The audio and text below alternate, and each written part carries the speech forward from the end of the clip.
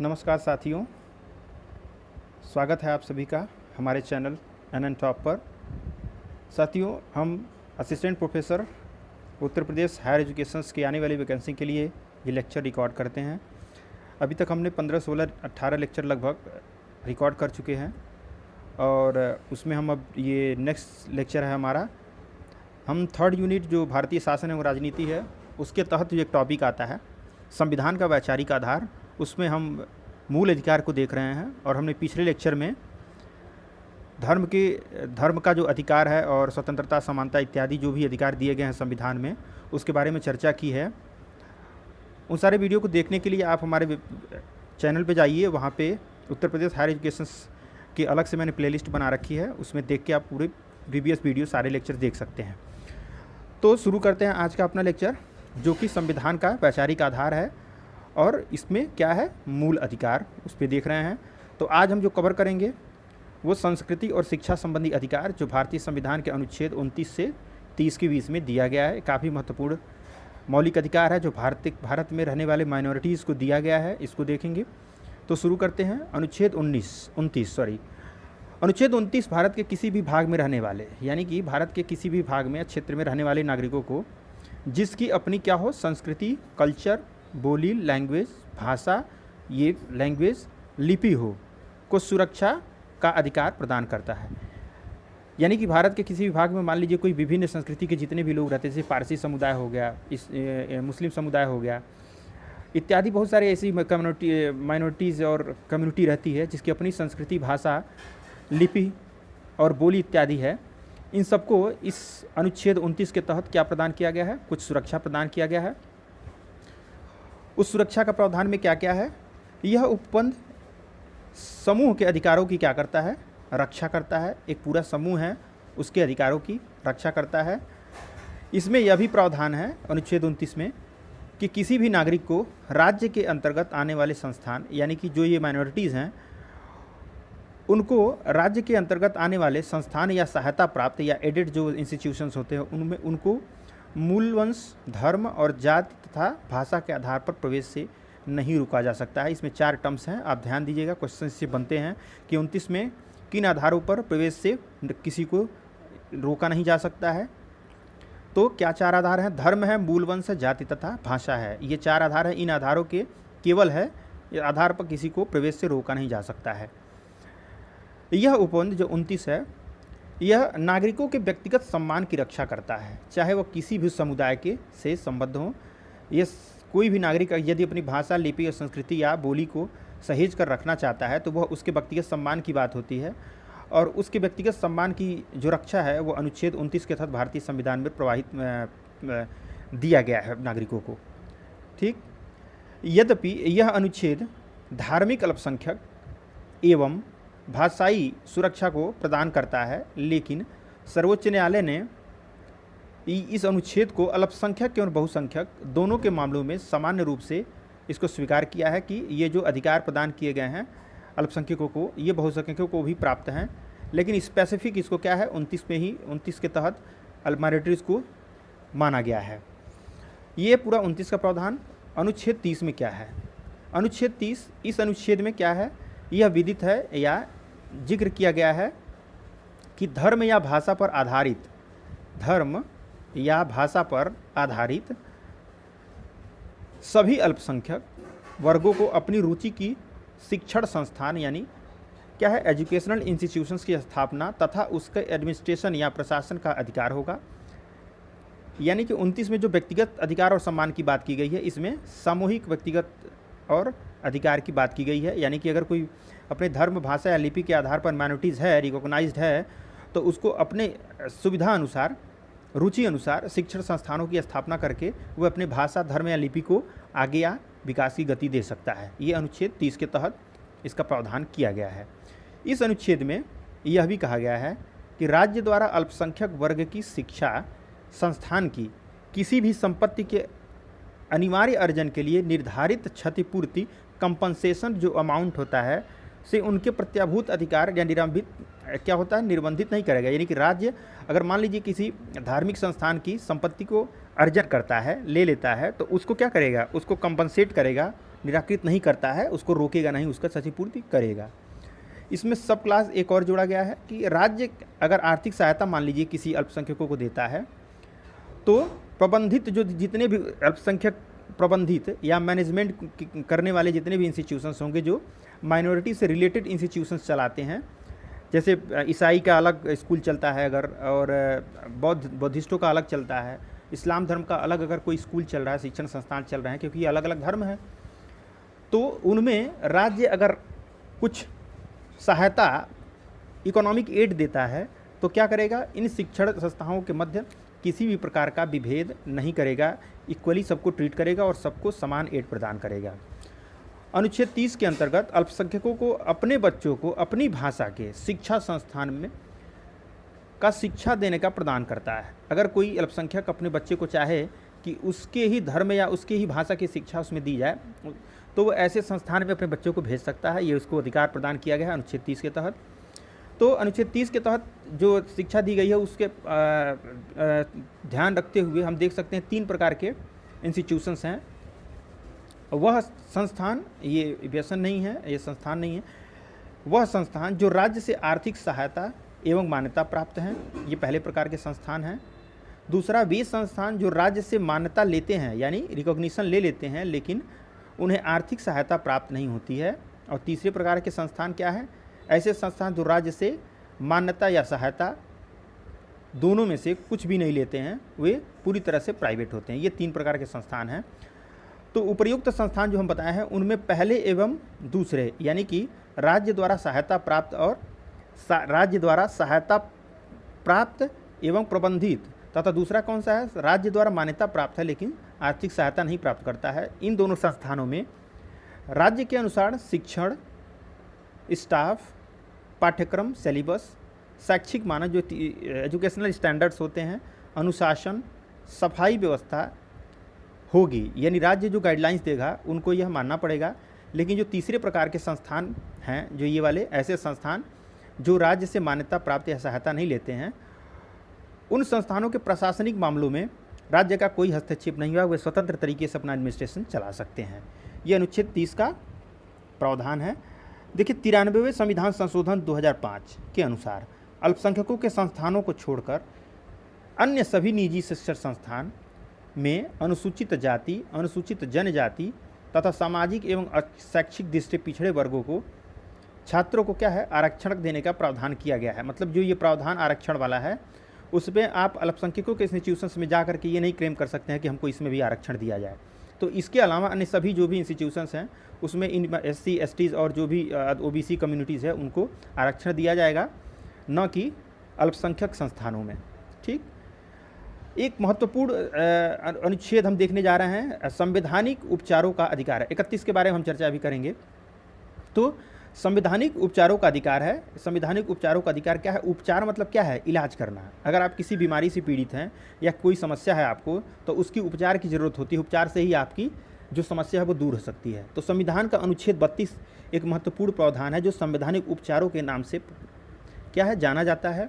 यह अनुच्छेद मूल अधिकारों का संरक्षण का अधिकार प्रदान करता है, यानी कि अगर आपको जो भी मौलिक अधिकार दिए गए हैं उन मौलिक अधिकारों के प्रोटेक्शन की व्यवस्था ना हो, दूसरे शब्दों में यदि उन मौलिक अधिकारों के हनन के संबंध में अगर आपको यह राइट ना हो कि आप क्या करेंगे, हनन होता है तो आप किस जगह उसके राइट्स के क्लेम के लिए आप जा सकते हैं, इसकी चर्चा ना हो, तो जितने भी अधिकार दिए गए हैं वो क्या होते हैं, शून्य माने जाएंगे, क्योंकि उसको इम्प्लीमेंट करने के लिए, उसको एग्जीक्यूट करने के लिए हमारे पास कोई प्रावधान ही नहीं रहेगा। तो उस समस्या को दूर करने के लिए संविधान के 32 अनुच्छेद में संवैधानिक उपचारों का अधिकार नागरिकों को प्रदान किया गया है। ये काफ़ी महत्वपूर्ण प्रावधान है। तो इसमें क्या है, यह अनुच्छेद मूल अधिकारों का संरक्षण का अधिकार प्रदान करता है। दूसरे शब्दों में हम देख सकते हैं कि संवैधानिक उपचार का अधिकार प्रदान करता है, यानी कि अगर आपको कोई दिक्कत है संवैधानिक अधिकार आपके मौलिक अधिकारों में, कहीं आपका वायलेशन हुआ है आपके अधिकार का या आपके हक को छीना गया है, तो आप अनुच्छेद 32 के तहत आपको उसको प्रोटेक्शन प्रदान किया गया है।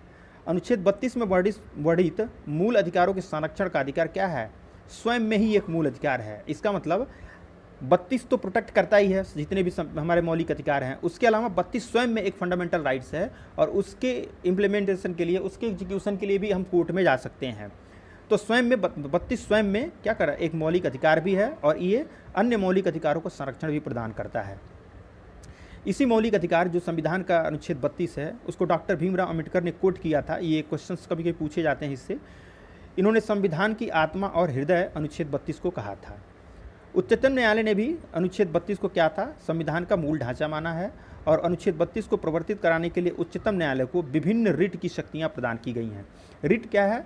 रिट तमाम तरह की एक शक्ति प्रदान की गई है। उच्चतम न्यायालय और उच्च न्यायालय दोनों को प्रदान किया गया है, लेकिन चूंकि 32 है तो 32 के तहत सर्वोच्च न्यायालय को यह शक्ति प्रदान की गई है कि अगर किसी नागरिक के मूल अधिकारों का वायलेशन हुआ है, उसका हनन हुआ है, तो वो तमाम तरीके के रिट जारी करता है। रिट की संख्या 5 है, हम उस पर चर्चा करने जा रहे हैं।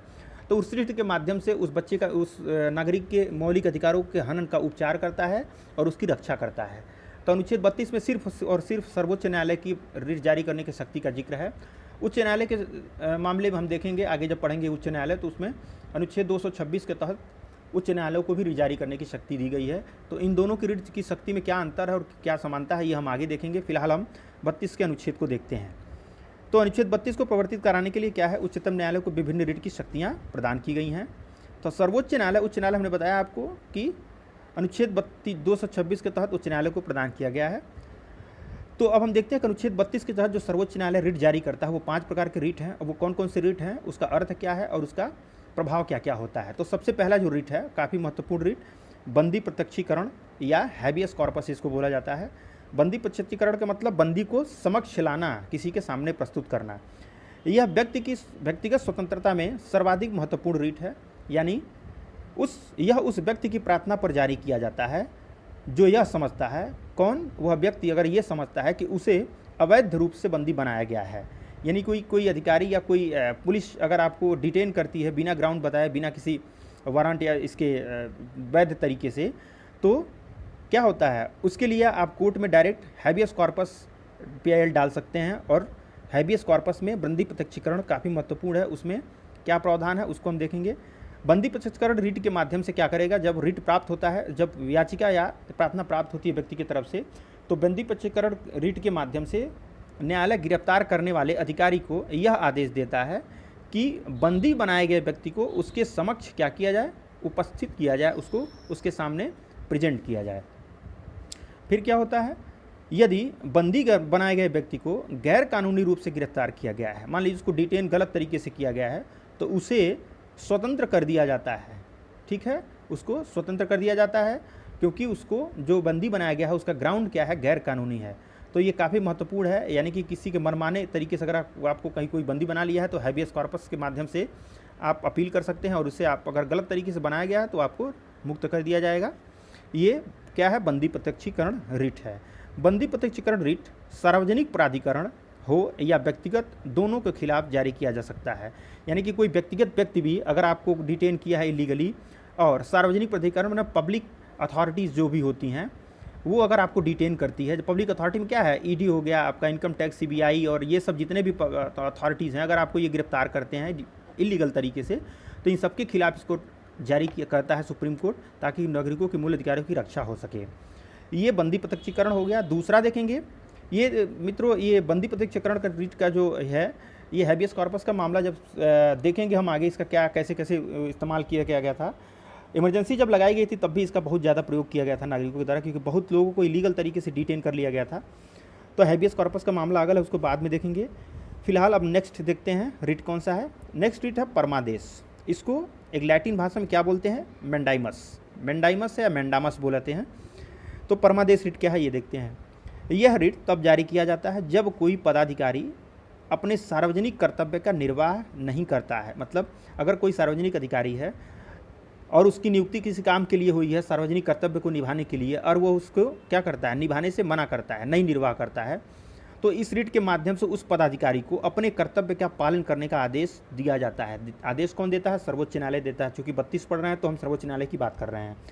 तो सर्वोच्च न्यायालय आदेश देता है कि आप, परमादेश देता है, मंडाई महसूस का करता है और कहता है कि आप अपने दायित्वों का, कर्तव्यों का निर्वाह करें। ठीक, इसी में यह रिट किसी भी सार्वजनिक इकाई, ध्यान देना है कि किस किस लिए जारी होता है, किस किस के लिए नहीं जारी होता है, क्वेश्चन कभी पूछता है तो आपको ध्यान रखना है। तो ये किसी भी पब्लिक सेक्टर यूनिट्स जो होते हैं, सार्वजनिक इकाई, कारपोरेशन, निगम, अधीनस्थ न्यायालयों यानी कि छोटे न्यायालय जो नीचे के अधीनस्थ न्यायालय होते हैं, प्राधिकरण, अथॉरिटीज़ या सरकार के खिलाफ समान रूप से जारी किए जा सकते हैं। यानी कि इन सबके खिलाफ ये क्या है, परमादेश मेंडाइमस रिट जो होता है सुप्रीम कोर्ट जारी कर सकता है। यानी इन विभागों में या इन जगहों पर कोई भी सार्वजनिक अधिकारी कर्तव्यों का पालन करने से अगर मना करता है तो उसके खिलाफ सुप्रीम कोर्ट क्या करता है, एक रिट जारी करता है, उसको परमादेश या मेंडाइमस कहा जाता है। ये जो मेंडाइमस रिट है इसको निम्न व्यक्तियों के खिलाफ जारी नहीं किया जा सकता है, कभी कभी पूछ देता है। जैसे जिन व्यक्तियों या इकाई के विरुद्ध, निजी व्यक्तियों या इकाई के विरुद्ध कोई प्राइवेट आदमी तो उसके खिलाफ नहीं जारी किया जाएगा, ये केवल गवर्नमेंट के खिलाफ, गवर्नमेंट अथॉरिटीज़ या उसके जो संस्थाएं होती हैं उसके खिलाफ ही जारी होता है। ऐसे भी भाग हैं संविधान में जो गैर संवैधानिक हैं, ठीक। ऐसे बहुत सारे इंस्टीट्यूशन जो गैर संवैधानिक है उनके खिलाफ भी ये जारी नहीं किया जा सकता है। जब कर्तव्य विवेकानुसार हो, यदि किसी अधिकारी ने अपने विवेक का इस्तेमाल किया हो, कंसाइंस का इस्तेमाल किया हो, तो भी ये जारी नहीं किया जाता, क्योंकि वो दायरा क्या होता है, फेडेड होता है, ब्लैक एंड वाइट नहीं होता है, ग्रे एरिया होता है। तो उसमें विवेकाधीन शक्तियों का कुछ प्रयोग अगर करता है तो भी ये जो परमादेश है ये उसके खिलाफ जारी नहीं किया जाएगा। संविदात्मक मतलब कॉन्ट्रैक्ट अगर कोई किया गया है किसी के साथ और उसका वो निर्वहन करने में असफल रहता है या टूटता है तो उसमें भी ये जारी नहीं किया जाता है, क्योंकि कॉन्ट्रैक्ट अपने आप में एक लॉ होता है, तो इसको दायित्वों को लागू करने के विरुद्ध जारी नहीं किया जा सकता है। राष्ट्रपति या राज्यपालों के विरुद्ध जारी नहीं किया जा सकता है। और उच्च न्यायालय के मुख्य न्यायाधीश को जो न्यायिक क्षमता में कार्यरत है, जुडिशियल कैपेसिटी उसके पास है, वो कैपेबल है, वो कार्य कर रहा है, उसके खिलाफ भी ये जारी नहीं किया जा सकता है। तो इन लोगों के खिलाफ जारी नहीं किया जा सकता, और किसके खिलाफ जारी किया जा सकता है उसका हम जिक्र कर चुके हैं। अब नेक्स्ट जो रिट है, महत्वपूर्ण रिट, वो है प्रतिषेध या प्रोहिबिशन इसको बोलते हैं। यह जो आज्ञाप्रत है प्रतिषेध का, सर्वोच्च न्यायालय तथा उच्च न्यायालय द्वारा, दोनों के द्वारा निम्न न्यायालयों, निम्न मतलब इनके निचले स्तर के जो न्यायालय होते हैं, तथा अर्ध न्यायिक न्यायाधिकरणों, अर्ध न्यायिक मतलब क्वासी जुडिशियल जो अथॉरिटीज़ होती हैं, जैसे इसमें नेशनल ग्रीन ट्रिब्यूनल एनजीटी के बारे में आप जानते होंगे, नेशनल ग्रीन ट्रिब्यूनल इसी के अंतर्गत आएगा, कि को जारी किया जाता है। एवं इसमें क्या होता है, यह आदेश दिया जाता है इस रिट के माध्यम से कि अपने यहाँ कार्यवाही स्थगित कर दे। यानी कि कोई मामला है जो उस अथॉरिटी या निम्न अदालत में चल रहा है, अगर ये रिट जारी होता है तो इसका मतलब यह हो गया कि जो कार्यवाही चल रही है उसको तुरंत तत्क्षण उसी समय रोक दे, क्योंकि यह मामला उसके अधिकार क्षेत्र से बाहर का है। तो जब कोई न्यायालय या अर्धन्यायिक संस्था अपने अधिकारों को लांघ करके कोई कार्य करती है तो प्रतिषेध रिट जारी करता है सर्वोच्च न्यायालय या उच्च न्यायालय अपने निचले अदालतों या न्यायाधिकरणों को, क्योंकि वे क्या करते हैं, अपने अधिकार क्षेत्र के बाहर के कार्यों का कार्यान्वयन करने लगते हैं, उसको लागू करने लगते हैं, तो इसलिए ये जारी किया जाता है। यह प्रशासनिक प्राधिकरण, कोई विधायी निकाय एवं क्या है, निजी व्यक्तियों या निकायों को उपलब्ध नहीं है।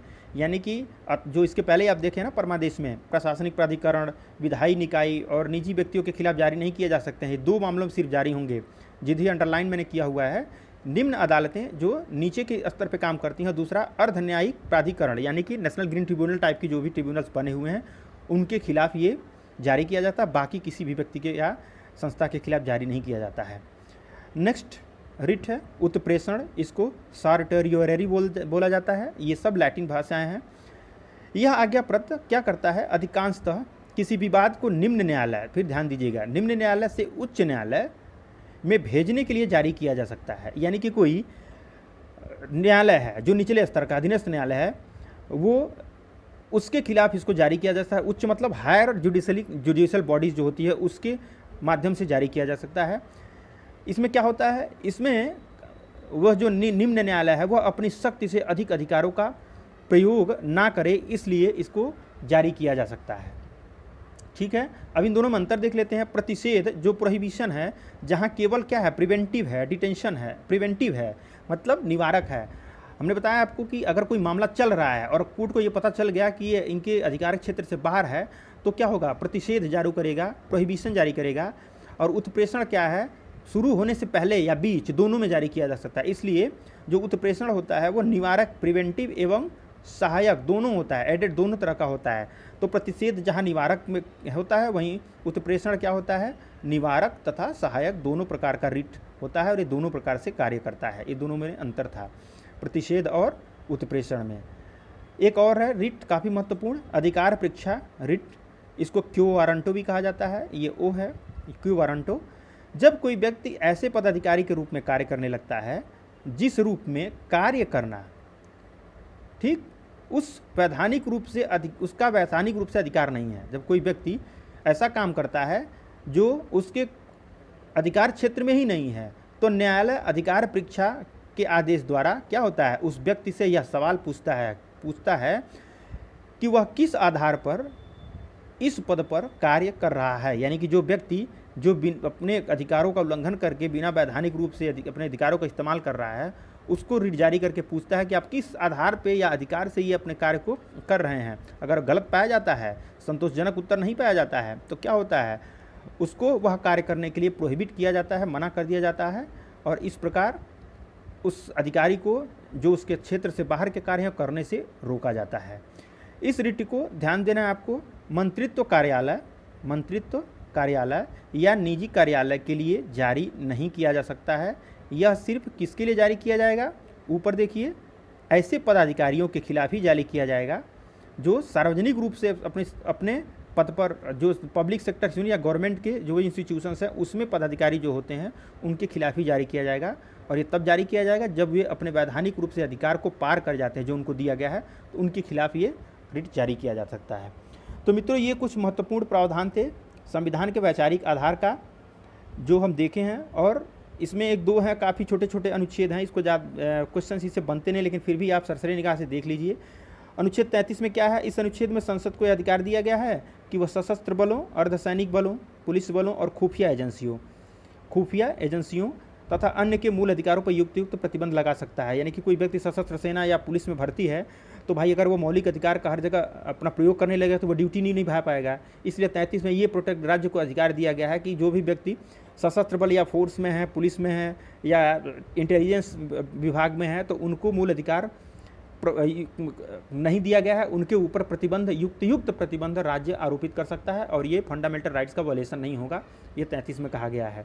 34 में मूल अधिकार पर प्रतिबंध तब लगाया जाता है जब भारत में कहीं मूल अधिकार पर प्रतिबंध तब लगाया जाता है जब भारत में कहीं भी मार्शल लॉ लागू हो। मतलब अगर किसी क्षेत्र में जैसे मार्शल लॉ लागू होता है ना, मिलिट्री रूल जो होता है वो अगर लागू है तो वहाँ पे मूल अधिकारों पर पूरी तरह से प्रतिबंध होता है, क्योंकि वहाँ पे कुछ ऐसी इमरजेंसी सिचुएशंस आ जाती है, लॉ एंड ऑर्डर का डिसऑर्डर की वजह से, सोसाइटी में थोड़ा डिस्टर्बेंस की वजह से मार्शल लॉ लागू कर दिया जाता है। और चूँकि मार्शल लॉ और फंडामेंटल राइट्स दोनों एक दूसरे के अपोजिट हैं, इसलिए अगर दोनों एक साथ रहेंगे तो वायलेशन होगा, तो लिटिगेशन बढ़ेगा। तो संविधान में ये प्रावधान किया गया है अनुच्छेद 34 के तहत कि जहाँ मार्शल लॉ लागू होगा वहाँ पे मूल अधिकार को प्रतिबंधित किया जा सकता है। ये 34 में है। 35 में देखते हैं, अनुच्छेद 35 केवल संसद को कुछ मूल अधिकारों को क्या है, प्रभावी बनाने के लिए कानून बनाने की शक्ति प्रदान करता है। यानी कि कोई मौलिक अधिकार है, जैसे right to education, right to free and compulsory education है अनुच्छेद 21 में, उसको इम्प्लीमेंट करने के लिए, इन्फोर्स में लाने के लिए हमारे पास अधिनियम क्या है, right to education act RTE act 2009 है। तो उसको इन्फोर्स करने के लिए क्या है, इस अनुच्छेद को, इस आर्टिकल या अधिनियम को बनाया गया है। तो 35 में वही अधिकार दिया गया है कि संसद को कुछ विशेष मूल अधिकारों को प्रभावी बनाने के लिए कानून बनाने की शक्ति प्रदान की गई है। यह अधिकार राज्य विधानमंडल को प्राप्त नहीं है। आपको ध्यान देना है, सिर्फ किसको प्राप्त है, भारतीय संसद को ही ये अधिकार दिया गया है अनुच्छेद 35 के तहत। अब संपत्ति के अधिकार को देख लेते हैं। क्योंकि संपत्ति अधिकार का दो जगह वर्णन है। अब देखिए, वास्तव में संविधान में भाग 3 में उल्लिखित 7 मूल अधिकारों में संपत्ति का अधिकार भी एक था। मूल जो संविधान था उसमें दिया गया था। और किसमें इसका वर्णन था, अनुच्छेद 19(1)(f) में आप देखेंगे, जिसमें संघ बनाना, सम्मेलन करना, घूमना या कहीं भी बस जाना और आजीविका को अपनाना का जो मैंने गिनाया था, नीचे ऊपर वाक्य और अभिव्यक्ति की इत्यादि स्वतंत्रताएं जो थी, उनमें एक क्लॉज जो था वो 19(1)(f) था। उसमें संपत्ति के अधिकार को मौलिक अधिकार माना गया था। और दूसरी जगह क्या था, अनुच्छेद 31, जिसकी हमने चर्चा अभी नहीं की थी, अभी बताए थे आपको कि अनुच्छेद 31 और 19(1)(f) में संपत्ति के अधिकार को दिया गया था।